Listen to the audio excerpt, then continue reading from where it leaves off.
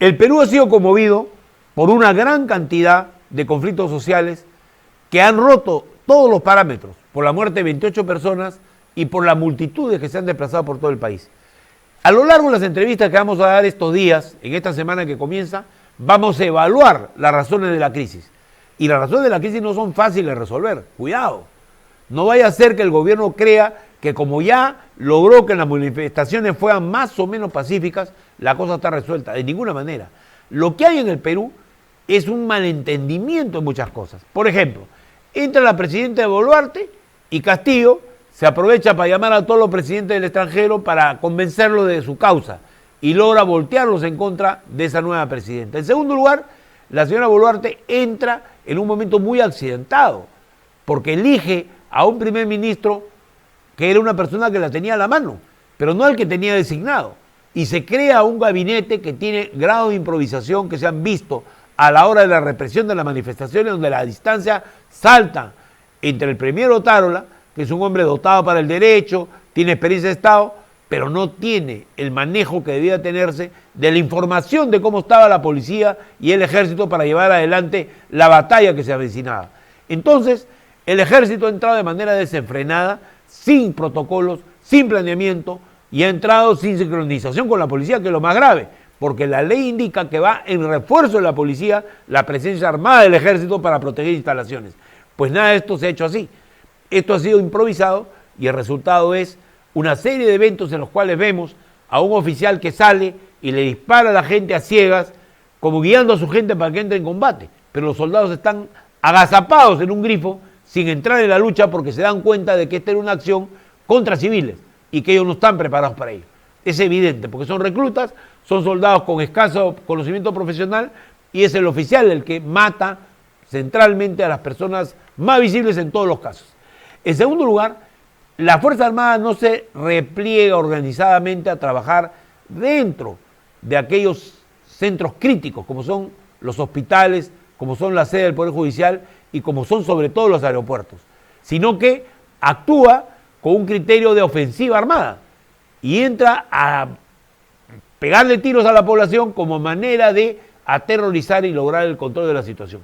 Algo que aconsejaba, afortunadamente ya ex dirigente o director de la DINI, el señor Liendo, que había llamado a combatir al terrorismo. Lo hizo también el congresista Cueto a su manera cuando dijo que había que eliminar estos elementos violentos y cuando otro almirante de la Armada, también retirado, se mandó a decir que esto iba a costar sangre. Entonces, esa evaluación, que es el rollo de Willax, dominó también la mente, parece ser, de muchos oficiales que al no tener un speech diferente, encontraron que este era un combate con terroristas y por lo tanto tenía que ser a muerte en las calles. Resultado, 28 civiles muertos, destrucción de familias, jóvenes que en muchos casos no tenían nada que ver con el conflicto, que pasaban por ahí, que venían a su casa, que venían a ver a su madre, lo que fuere. Una desgracia completa. Ese ejemplo nos tiene que mostrar que la policía y la Fuerza Armada ha sido manejada por Castillo de una manera irresponsable, pagando los generales por una cuota para ser nombrados como tales en la policía. En el ejército no hay prueba alguna de ello. Por eso hace una gran diferencia la presencia del general Jorge Chávez del Ministerio de Defensa, que se ha visto en las últimas manifestaciones, lo cual demuestra que cuando hay alguien que sabe su trabajo y puede controlar este ímpetu medio, digamos, violento que hay naturalmente en las Fuerzas Armadas, se puede hacer bien las cosas. Amigos, con ustedes vuelvo a mi siguiente comentario aquí en Sin Floro, siempre diciendo la verdad, sin temor a que a mí me quiten la palabra. Leoncio Alemán, periodista puneño, él ha sido el jefe de prensa de Radio Onda Azul, de Radio Juliaca y Radio Tentación, una destacada trayectoria del periodismo que le permite tener una visión independiente, objetiva, de lo que viene ocurriendo en Puno, que es una zona clave de los conflictos, no solamente sociales, sino étnicos y de todo tipo que hay en el país, porque representa también un tema emblemático, la realidad de que hay un yacimiento de litio que nadie conoce, pero que ataría a Puno a un gigantesco proyecto internacional vinculado a la explotación entre varios países del litio, que es el mineral del futuro, es con el cual van a andar los carros eléctricos en el próximo siglo. Leoncio, muy buenos días, ¿cómo estás? ¿Qué tal? Qué gusto escucharlo. Buenas tardes a todos tus televidentes, buenas tardes también a ti, Julio. Buenas tardes, ¿cómo está? La primera pregunta yo quisiera hacerles, ¿ha sido pacífico hoy día el paro en Puno en comparación con la anterior oportunidad de la Navidad, donde hubo también ahí un gran levantamiento popular, pero que casi incluye la invasión del aeropuerto? O sea, ¿cómo está la situación ahora, básicamente el día de hoy? Bueno, en esta segunda parte, digamos, de esta medida de fuerza en el sur del país, particularmente aquí en Puno, este segundo momento de huelga indefinida que se ha aperturado ayer precisamente, se está llevando de forma pacífica, ¿no? Solamente hay bloqueos de la salida básicamente a la zona sur, la zona Aymara es bastante fuerte, entonces hay bastantes bloqueos en esa zona, no hay acceso a La Paz, Bolivia, tampoco a los pueblos fronterizos de Yunguyo y de Azaguadero. El sur de Puno es donde está la zona aymara, ¿no es cierto? Y en el norte la zona quechua, alrededor de Juliaca, etcétera, ¿no? Sí. O sea, la zona aymara ahorita es el más fuerte, el que está, donde es contundente el paro definido, así lo han denominado, ¿no? Uno Y se en la zona... pregunta, uno se pregunta por el origen. Y claro, hay gente que va a dar una explicación, digamos, complicada, pero ¿cuál es el motivo inmediato de esta explosión social? ¿Podría ser una explosión social luego como la de Chile o la de Colombia? Bueno, yo no creo porque no es en todo el país, evidentemente es más en el sur del país, porque en el sur todavía hay un sentimiento de que los pueblos han sido abandonados y por consiguiente también están cuestionando la forma de cómo se gobierna desde el centralismo limeño, ¿no? Entonces aquí lo que hay es un descontento contra el gobierno central y también contra el Congreso de la República, Uh-huh. inclusive contra otros poderes, ¿cierto?, del país están siendo seriamente cuestionados por las provincias y especialmente por el sur del país, porque no encuentran justicia, porque no encuentran atención, porque piensan que es más de lo mismo y entonces esto ha hecho de que cale la población y mucha gente, común y corriente, ha calado profundamente esta protesta social. En Puno suele ocurrir que los congresistas son elegidos y luego no pueden regresar a su localidad muchas veces. ¿Ese es el caso ahora? A ver, en Puno yo creo que en este momento es menos radical que la primera vez, evidentemente. Por lo menos en las ciudades hay tránsito de personas, lo que no había la vez pasada. Están circulando todavía algunos vehículos, pero en el fondo creo que hay un sentimiento de apoyo inclusive, ¿no? Silencioso, pero de apoyo a esta medida de lucha. Uh-huh. Ahora, la actividad alrededor del paro ha sido, bueno, con manifestaciones, con una serie de expresiones de protesta y bloqueos, pero uno se pregunta, este movimiento, digamos, si está ubicado alrededor de reivindicaciones inmediatas de la zona sur del país, el gran problema es que no hay quien dé la cara, porque ni la han presidido los presidentes regionales, ni los alcaldes, ni tampoco las organizaciones populares conocidas están con un pliego de reclamos pidiendo sus reivindicaciones al Poder Central, o es que es una lucha más bien sin líderes visibles. ¿Cómo podrías tú caracterizar este movimiento?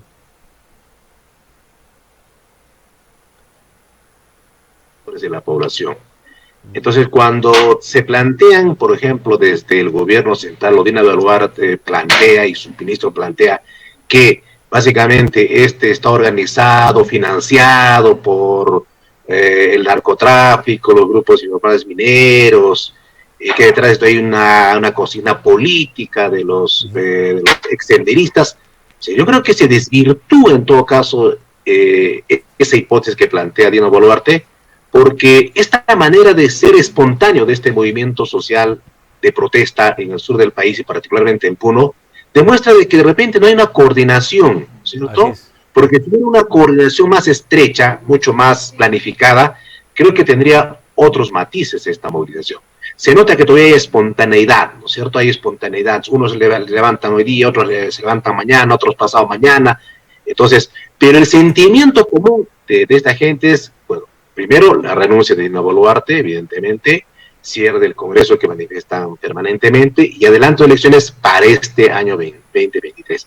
Esos tres puntos fundamentales son los que por lo menos se escucha vocear a los dirigentes como también a los que se están movilizando en estos momentos en varias partes de la región del mundo. Leoncio, quería yo preguntarle sobre la presencia de Evo Morales.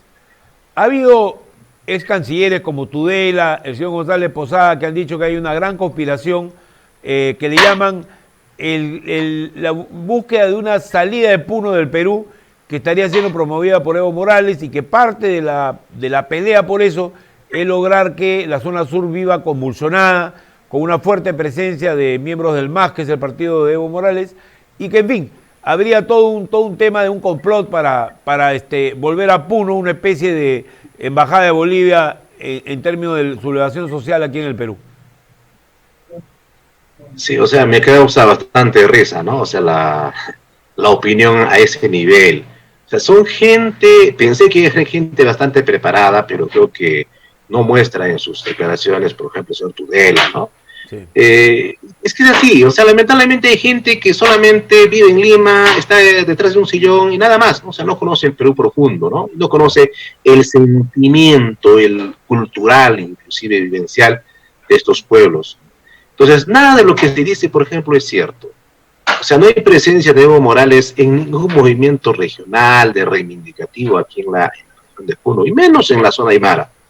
Yo estuve hace poco, por ejemplo, con los dirigentes de la zona Aymara, algunos que conocen, y ellos inclusive, miren, esta falta de coordinación, ¿no es cierto?, para ver qué día cierran la frontera, si por Desaguadero o Yunguyo. O sea, uno ve que es más espontáneo y que las reivindicaciones no solamente giran en torno como dije, a estos tres puntos, ¿cierto? Renuncia a Boluarte, cierra el Congreso y a las elecciones adelantadas, nada más. Pero no hay ningún movimiento, sentimiento de resquebrajar, por lo menos, la nación peruana. No existe. O sea, por eso digo que solamente es una apreciación subjetiva, ¿no es cierto?, de los que viven en Lima. ¿No? Un prejuicio, ¿no? Un prejuicio es una cosa falsa que se da por verdadera, ¿no? Claro, entonces yo creo que están desesperados. O sea, el asunto es que eso también es una forma de terruquear, es una forma de terruquear. Porque decir mentiras en este contexto también es una forma de hacer un terruqueo mediático, me parece. Leoncio, la zona sur de Puno tiene mucha importancia por sus vínculos con el sur del Perú. O sea, Tacna tiene más del 60%, por lo menos más del 50% de población de origen aymara. Hay 7 radios que contienen la cultura y las tradiciones aymaras. Y bueno, Moquegua algo parecido. La pregunta que uno se hace es, ¿por qué el sur es más pobre que el norte de Puno? ¿O no es así? ¿O yo estoy desubicado? Bueno, habría que ver, o sea, porque realmente lo que en el sur del país hay bastante riqueza, ¿no es cierto? Hay recursos naturales, pero lamentablemente sus recursos naturales están siendo explotados y evidentemente no son retribuidos en esa gran dimensión. Yo no diría que la región sur de repente existe extrema pobreza, evidentemente. Hay signos de la anemia infantil que llega, por ejemplo, al 75% en niños menores de 5 años, ¿cierto?, que eso es lamentable. Sin embargo, las estrategias de sobrevivencia de ese pueblo que sufre, ¿cierto?, que padece de una forma la pobreza, las estrategias de sobrevivencia son distintas y comienzan a afrontar su situación de esa manera.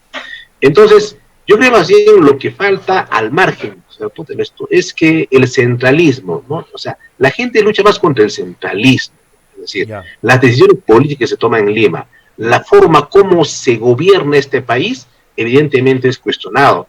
Claro. Y más que de repente la cuestión de pobreza, creo que está también una cuestión política y de visión cultural que tienen estos pueblos que no son atendidos culturalmente por parte de los gobiernos. Ahora, dime una cosa, en el caso de los aymaras, que están en el sur de Puno, esta comunidad, que es muy grande, es una parte importante de la población del Perú y de Puno, se encuentra en una situación de pobreza más difícil que el norte del departamento, o sea, de la parte de Juliaca y otros lugares. O sea, ¿habría una desigualdad también al interno del departamento de Puno o no? No. Yo creo que, a ver, los aymaras, quechuas y castellanos convivimos, ¿no? Convivimos. Porque uno va a la zona aymara, por ejemplo, te digo, a la provincia de Juli, uno encuentra entonces aymaras, castellanos y también alguna gente que habla quechua. Igual en la zona sur, por ejemplo, no, perdón, la zona norte, ¿no? Entonces uno va por la provincia de repente de Huancané, de San Antonio de Putina, donde es quechua, por ejemplo, San Antonio de Putina, uno encuentra aymaras, también castellanos, entonces se convive, o sea, no es uno decir, todos los aymaras están en esta zona, todos los quechos están en esta zona, no, no, no, no. Okay. Creo que hay una convivencia y el espacio, en todo caso geográfico aymara, no solamente es la región Puno, como tú lo has dicho, está en Tacna, está en Moquegua, está en el norte de Chile, está en Bolivia mismo y está también en Argentina. O sea, el espacio geográfico de los aymaras es mucho más, ¿no es cierto? Es mucho más grande que el espacio básicamente del territorio peruano. Entonces ahí creo que, por eso digo, cuando hay una equivocación errada de parte de estos personajes de Lima, pues hay evidentemente que no conoce básicamente cuál es el espacio geográfico de los aymaras en el mundo. Entonces, y hay una equivocación errada, hay una visión errada en todo caso lo que significa la aymara. Bueno, yo quisiera preguntarte también lo siguiente, ¿los aymaras son una nación o no? Bueno, se considera una nación, evidentemente, se considera que es una nación. Ya. Pero como digo, el espacio geográfico de los aymaras no solamente es en el Perú, o sea, claro, el espacio geográfico de los aymaras trasciende fronteras, y así hay que entenderlo. Claro, hay que entenderlo así básicamente a los aymaras. Quien no entiende que el espacio geográfico de los aymaras es de varios países, entonces no va a entender en todo caso el sentimiento que ellos tienen. Ya, la pregunta que yo me hago es, ¿debería el Perú tener una política, por ejemplo, especial para esta comunidad aymara o no? Yo no creo que especial, ¿ya? Porque también, yo no creo que especial, pero sí, por ejemplo, las formas como se gobiernan sin respetar básicamente la comunidad aymara es distinto. Claro. Entonces, por ejemplo, ¿no es cierto? Cuando en la zona aymara, los gobiernos, a los gobernadores, tenientes gobernadores, la comunidad como eje fundamental para la democracia, la comunidad como eje fundamental para poder elegir autoridades, es distinto a lo que se piensa básicamente en Lima. No se tome en cuenta eso. Claro. Entonces aquí cuando la comunidad elige, por ejemplo, a un presidente, no solamente está eligiendo un presidente, sino también está eligiendo a la familia que va a representar y que va a tomar los destinos de esa comunidad. Es decir, se elige al hombre y varón, ¿cierto? Ajá. Se elige a la familia, ¿ya? A la familia. Para que pueda llevar los destinos de la comunidad.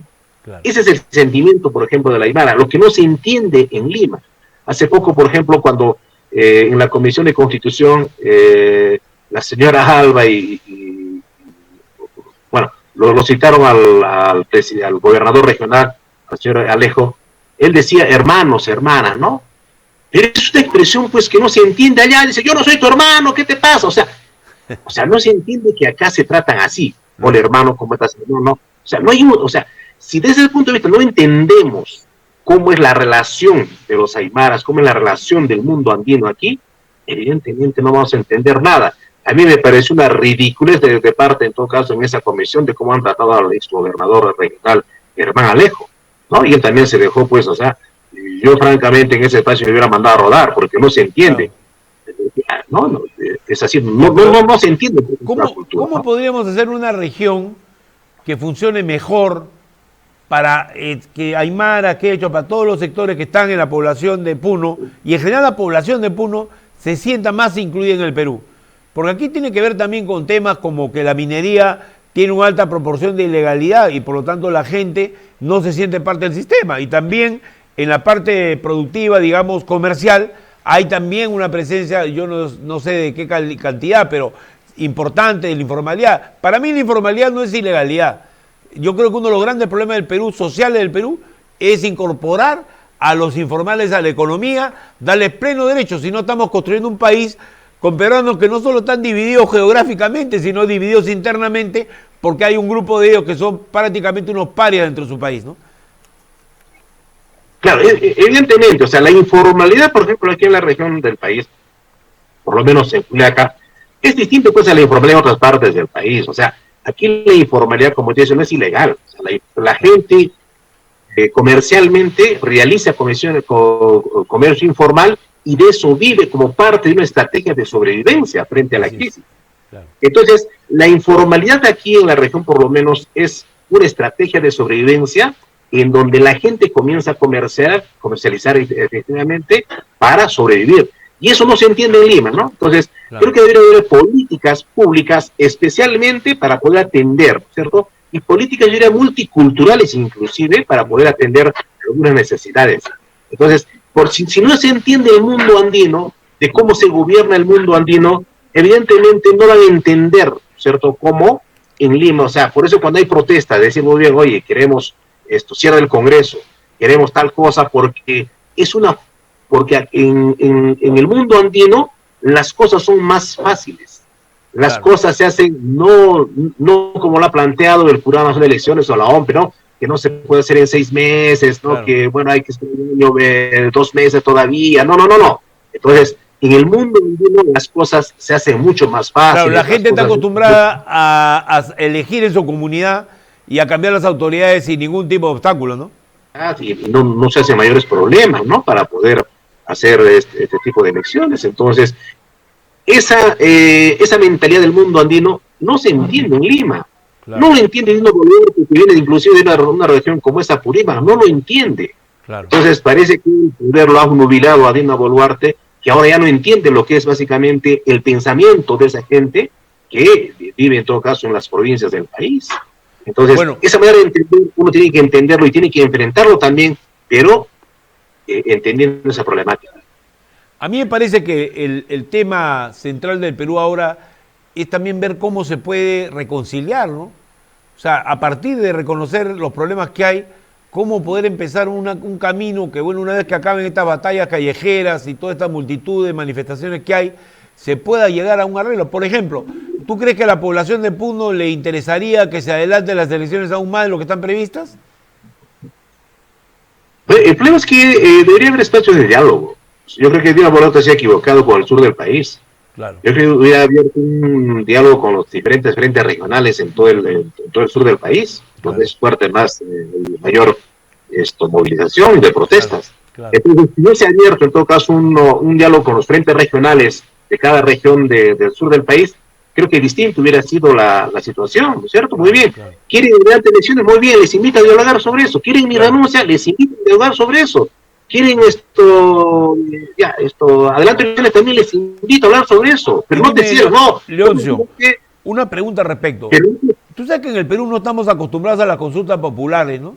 Pero yo viví la experiencia en época del gobierno de Vizcarra, que yo estaba de asesor de un ministro con un alto cargo en el Estado, y estuve involucrado en lo que fue el referéndum esa vez, y fue una elección para mí inmejorable lo que es la democracia, ¿no? Y nunca me voy a olvidar cuando 85% de la población votó en contra de la reelección de autoridades, ¿no? Dijeron no a la bicameralidad y se impuso eso, aunque era un tema que tiene problemas, ¿no? Porque tú ves que Bolivia tiene Senado, etcétera, pero en fin, al final la expresión de la voluntad popular termina siendo muy importante también a través de canales en los cuales la gente tenga la oportunidad de ir a un referéndum, a una consulta ciudadana sobre este tipo de cosas. Por ejemplo, hubiera sido lógico una consulta del adelanto de elecciones y hubiéramos evitado todo este conflicto, ¿no? Lo que pasa es que el Perú no está acostumbrado a consultar, sino a imponer, ¿no? Claro, por ejemplo, en el mundo andino, por ejemplo, cuando la comunidad decide ante un problema grave, dicen, no decide básicamente el presidente de la comunidad, quien decide es la comunidad. Claro. Entonces, miren, no, hay un problema grave. Muy bien, ¿saben qué? Mejor que la comunidad se pronuncie. Claro. No tanto el presidente de la comunidad. Claro. Pero aquí estamos al revés, ¿no es cierto? En Lima, no, que lo decide el presidente de la República, que lo define de repente el Congreso, claro, pero no que lo define el pueblo peruano. Claro. Entonces, esa práctica, por ejemplo, de ejercer, ¿no es cierto?, democracia para Lima es distinto de repente para los que vivimos en la parte andina del país.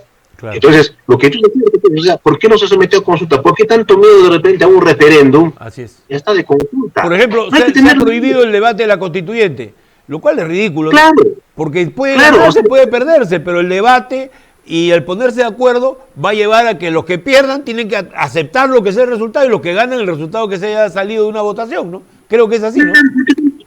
¿Por qué tanto miedo? Miren lo que ha pasado en Chile nada más, muy bien, se llevó a que se haga una nueva constitución, pero al final, bueno, dijeron pues no a esa nueva constitución en Chile, bueno, y hay que respetar eso. Fallaron algunas cosas del proceso, ¿no? Y ahora lo están arreglando.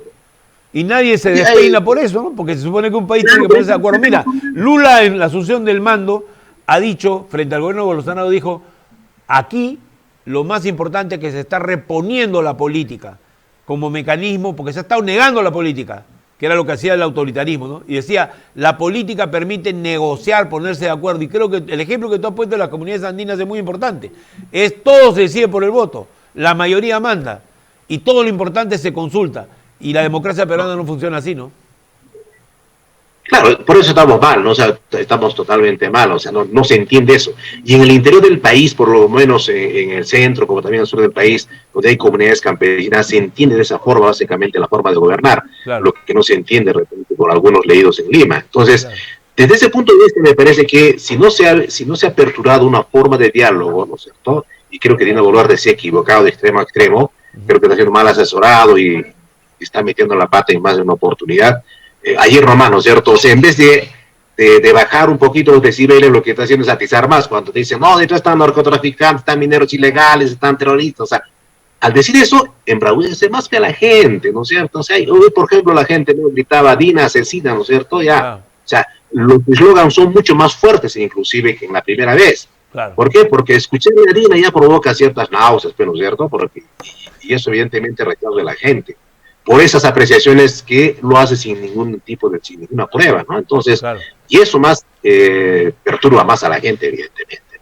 Bueno, Leoncio, yo te agradezco muchísimo, ha sido una opinión muy valiosa y espero que podamos continuamente seguir conversando porque tu opinión es la de una persona que sabe lo que está pasando en su zona y tiene una larga experiencia periodística, lo cual te hace también una persona que conoce bien la realidad de su región. Muchas gracias, un fuerte abrazo.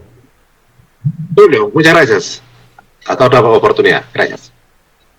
Amigos, escuchar testimonios como el que hemos escuchado de Leoncio Alemán nos permite leer el Perú desde otra perspectiva. Este no es un país que es solo una nación, es un país que tiene varias naciones y varias regiones a su interior y varias formas de pensar a su interior. Y si pensamos que todo el mundo piensa igual que los que reinan en Lima, este va a ser un reino que va a tener muchas desgracias en el futuro. Hay que dialogar, hay que conversar, hay que aprender a entender cómo entiende la democracia la gente al interior del Perú, donde están acostumbrados a la práctica comunitaria, frente al estilo vertical de democracia que se practica en los grandes centros de poder. Y me parece que un gran tema es las consultas populares, los referéndums, el averiguar qué piensa la población para cambiar la democracia y volverla más vigorosa, más capaz de resolver los problemas.